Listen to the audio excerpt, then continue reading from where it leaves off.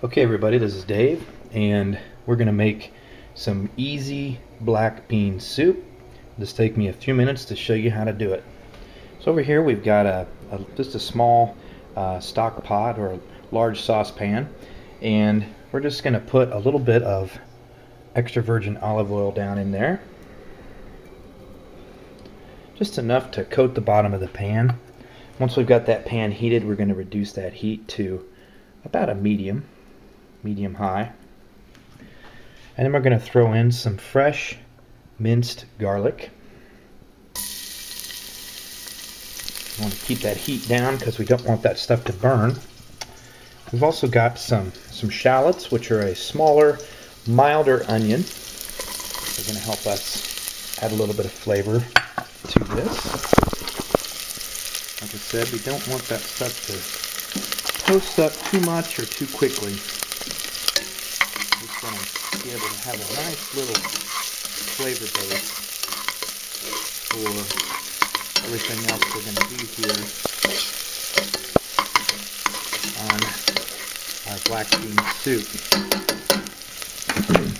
So we're just going to let that simmer for a bit. And what I've got here are some pork neck bones.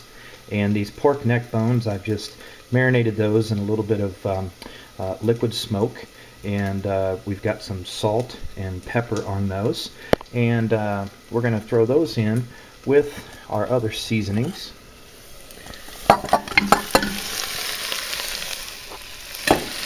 And we're just basically going to let those kind of brown off for just a minute here.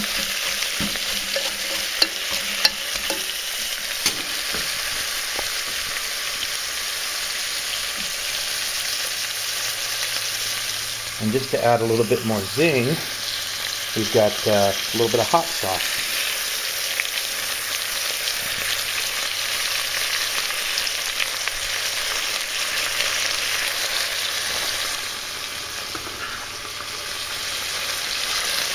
A little bit more salt.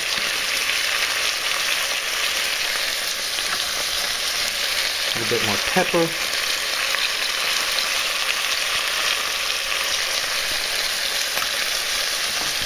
And we'll also keep the hot sauce and the salt and pepper close at hand here, because we are going to want to season this to taste as we go.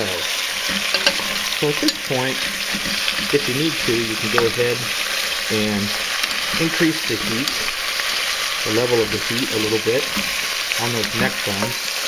We're using these neck bones because these are traditional Hispanic, very flavorful cut of meat from the hog, and something that the Hispanic people use when they're making these kinds of soups and stews, which are very traditional in many of those Hispanic cultures. So once those have kind of browned off nicely, then we're going to come over here and we're going to add 2 cups of beef broth.